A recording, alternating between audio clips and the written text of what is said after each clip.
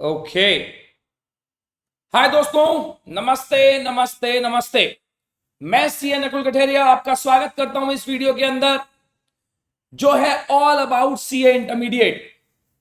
अगर आप भी सीए इंटरमीडिएट में आ गए हैं या आप सीए इंटरमीडिएट में आने वाले हैं, तो शुरुआत से लेके एंड तक क्या सीए इंटरमीडिएट होता है, क्या प्रोसेस होती है, I am going to tell you each and everything. So इस वीडियो को एंड तक देखिएगा। मैं 10 मिनट के अंदर अंदर आपको सारी बातें बता दूंगा, केवल 10 मिनट चाहता हूं आपके। आइए बात करते हैं इस वीडियो के अंदर मैं आपसे क्या क्या चीजें डिस्कस करूंगा।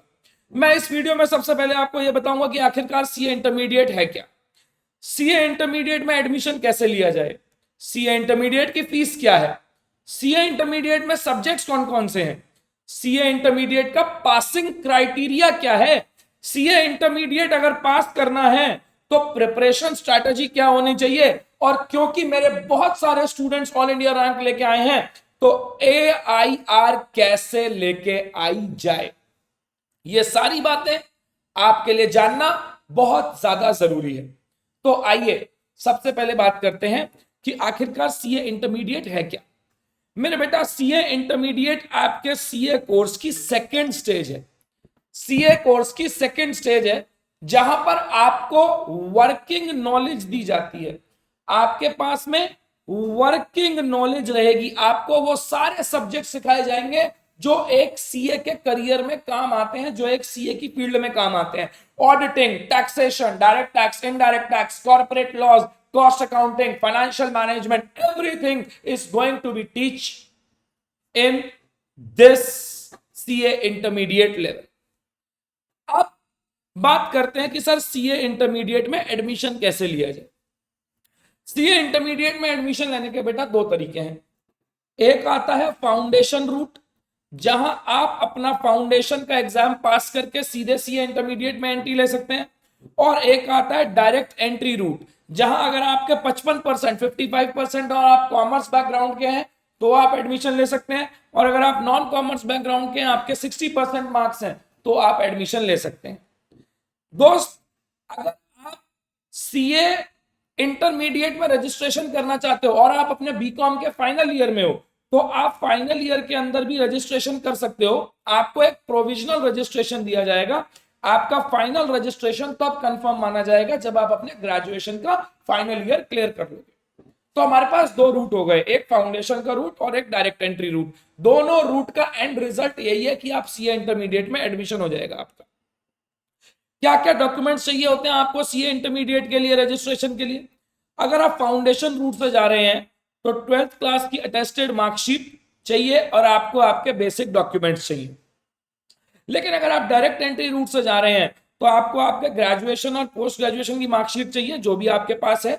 अगर आप सीए इंटरमीडिएट में एडमिशन लेना चाहते हैं और आप सीएस या सीडब्ल्यूए के इंटरमीडिएट क्लियर कर चुके हैं, तो भी आपको डायरेक्टली एंट्री मिल जाएगी।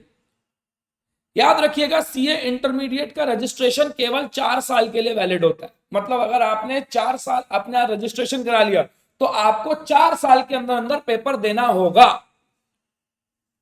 अगर नहीं दे पाए तो क्या होगा, आपका रजिस्ट्रेशन कैंसिल नहीं होगा, आप केवल 400 रुपए देके दोबारा उस रजिस्ट्रेशन को आगे बढ़ा सकते हो। सीए इंटरमीडिएट की फीस कितनी है, ये ICAI के फीस की बात कर रहा हूं मैं। बोथ ग्रुप की फीस 15,000 रुपए है, सिंगल ग्रुप की फीस 11,000 रुपए है। स्टूडेंट एक्टिविटी जहां आपको जर्नल वगैरह मिलती है उसकी फीस 2,000 रुपए, इंटरमीडिएट के आर्टिकल असिस्टेंस की फीस 11,000 रुपए। 18,000 रुपए आती है बोथ ग्रुप और 13,000 रुपए आती है सिंगल ग्रुप की। एग्जामिनेशन फीस 2,700 रुपए है बोथ ग्रुप की और 1,500 रुपए है सिंगल ग्रुप। एक बात याद रखिएगा, अगर आपको सीए इंटरमीडिएट में रजिस्ट्रेशन करना है तो आपको हमेशा both groups with article registration करिएगा।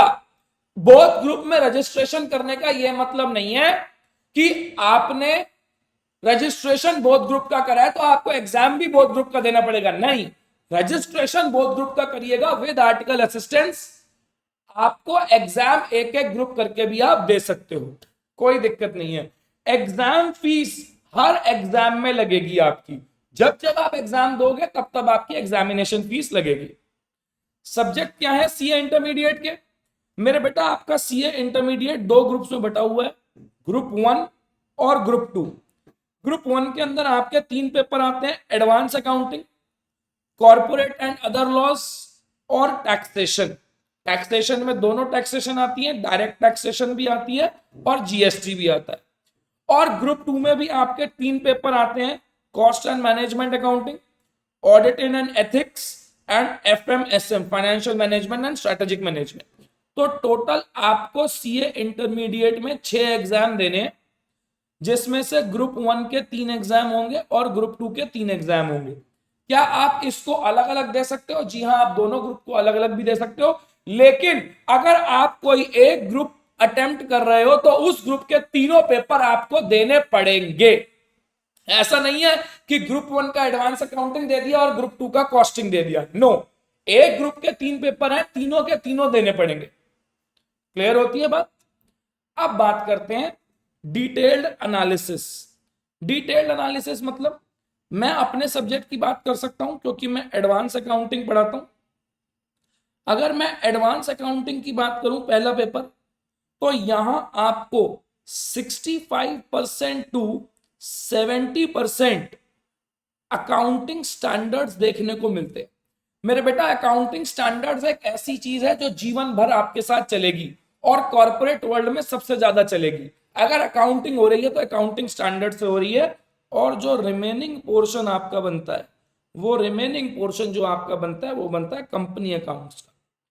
जैसे मैंने आपको एडवांस अकाउंटिंग का बताया, ऐसे ही जो लॉ होता है, लॉ में आपके 2 पेपर होते हैं, एक कॉर्पोरेट लॉस और एक अदर लॉस। ऐसे ही जो आपका टैक्सेशन का पेपर होता है, टैक्सेशन में भी 2 पेपर होते हैं, एक इनकम टैक्स और एक जीएसटी। ऐसे ही आपके सेकंड ग्रुप के पेपर्स होते हैं। सेकंड ग्रुप के पेपर्स के अंदर भी आपके अलग अलग क्लासिफिकेशंस दे रखे हैं। अब जब बात करते हैं पासिंग क्राइटेरिया क्या है, मेरा बेटा पासिंग क्राइटेरिया ध्यान से सुनना, पासिंग क्राइटेरिया में 2 कंडीशंस लगती है। कंडीशन नंबर 1, आपको मिनिमम 40% लाने ही है each paper of each group.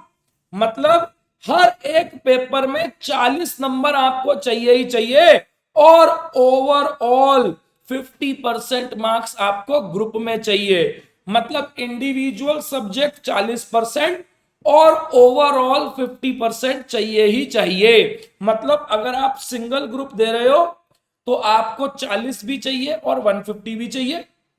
अगर आप बोथ ग्रुप दे रहे हो तो आपको 40 भी चाहिए और 300 भी चाहिए। ये आपको एग्जाम्पल से समझ में आएगा, ध्यान से सुनिएगा। केस नंबर 1, स्टूडेंट ने सिंगल ग्रुप दिया, पेपर 1 में 50, पेपर 2 में 60, पेपर 3 में 40, टोटल बना 150 आउट ऑफ 300। कंडीशन नंबर 1 क्या थी? 40% इंडिविजुअली, वो क्लियर होती है। कंडीशन नंबर 2 क्या थी? 50% इन टोटल, वो भी क्लियर होता है। आप pass, congratulation. Case number 2, single group दिया, paper number 1 40, paper number 2 80, paper number 3 35। आप 50% कंडीशन तो फुलफिल करते हो क्योंकि आपका टोटल 155 है, लेकिन आप 40% कंडीशन फुलफिल नहीं कर पाए पेपर नंबर 3 की वजह से, इसीलिए आप फेल माने जाओगे। केस नंबर 3, आप बोथ ग्रुप दे रहे हो, पेपर नंबर 1 में 60, पेपर नंबर 2 में 40, पेपर नंबर 3 में 40। अरे बाबा, मेरी इंडिविजुअल कंडीशन तो पास हो गई, लेकिन पेपर, तीनों पेपर मिला के मेरे 140 रह गए। लेकिन क्योंकि मैंने बोथ ग्रुप दिया था तो मैंने पेपर 4 भी दिया, पेपर 5 भी दिया, पेपर 6 भी दिया, और इसका टोटल बन गया 160। तो अगर आप बोथ ग्रुप देते हो तो बोथ ग्रुप में आपके दोनों ग्रुप के कंबाइंड नंबर देखे जाते हैं। यहां आए थे आपके 140, यहां आए थे आपके 160, टोटल हो गए 300 आउट ऑफ 600, आप पास। अगर आप सिंगल ग्रुप देते तो ग्रुप 1 पास नहीं हो पाते, लेकिन अगर आपने बोथ ग्रुप दिया तो आपको बेनिफिट मिला सेट ऑफ का। अगर एक में कम है दूसरे में ज्यादा है तो सेट ऑफ, लेकिन याद रखिए ये सेट ऑफ केवल एग्रीगेट वैल्यू पर चलता है, 50% वाली कंडीशन पर। 40% वाली कंडीशन तो आपको इंडिविजुअल सब्जेक्ट में पास करनी ही करनी पड़ेगी। और अगर आप किसी सब्जेक्ट में 60 या 60 से ज्यादा ले आते हो तो वे पेपर आपका एग्जेम्प्ट माना जाता है। अब बात करते हैं कि सीए इंटर में रैंक कैसे लाई जाए। क्यों? क्योंकि मेरे बहुत सारे स्टूडेंट रैंक लेके आए हैं।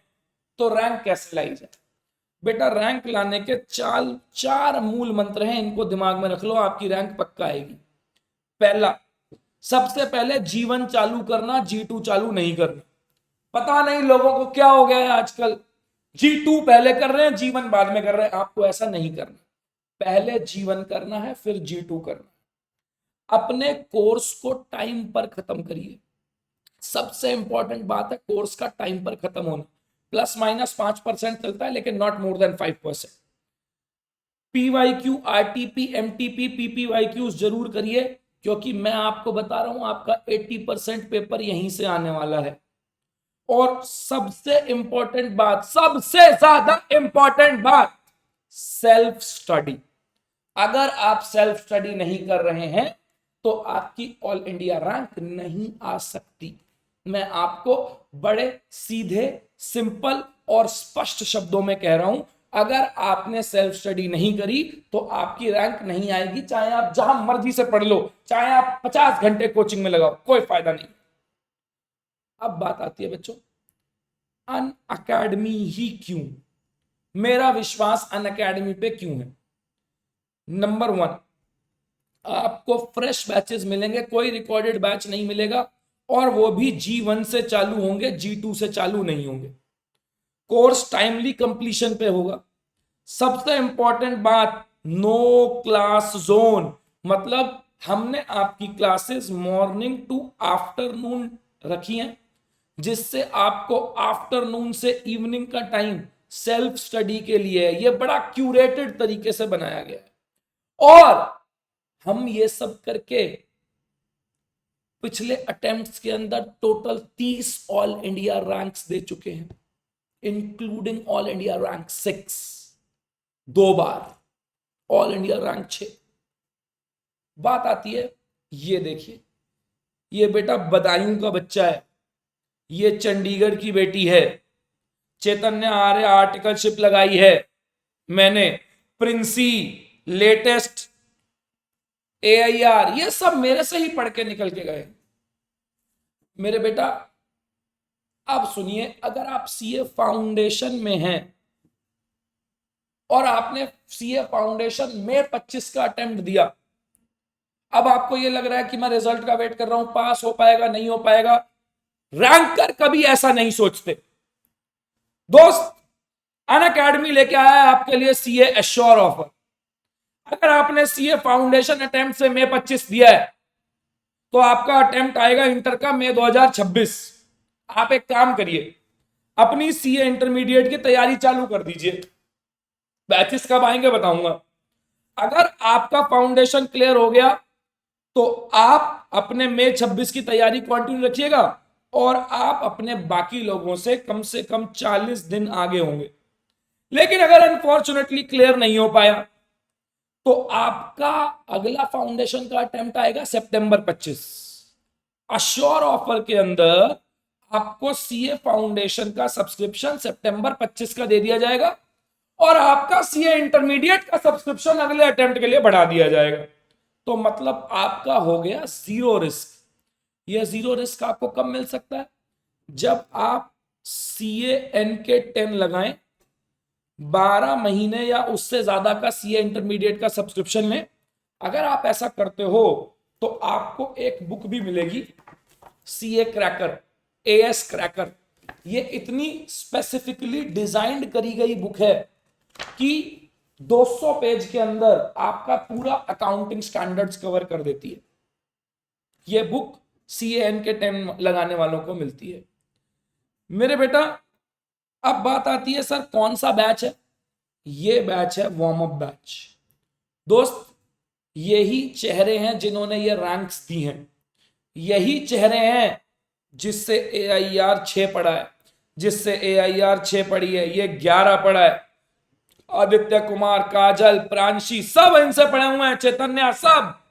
सबके साथ हमारा पर्सनल रिलेशन है, सब हमें आज भी कॉल करते हैं। 2 जून से ये मेरा बैच चालू हो रहा है। मैं एडवांस अकाउंटिंग पढ़ाऊंगा, राहुल सर कॉस्टिंग एफएम पढ़ाएंगे, अंकित सर लॉ ऑडिट पढ़ाएंगे, तुली सर टैक्सेशन पढ़ाएंगे। देखिए, शोर मचाने वाले बहुत मिलेंगे, लेकिन हम लोग चुपचाप अपना काम करते रहते हैं। अगर आपको कोई भी डाउट हो, let me know, I am always for you. Thank you, bye bye, Tata.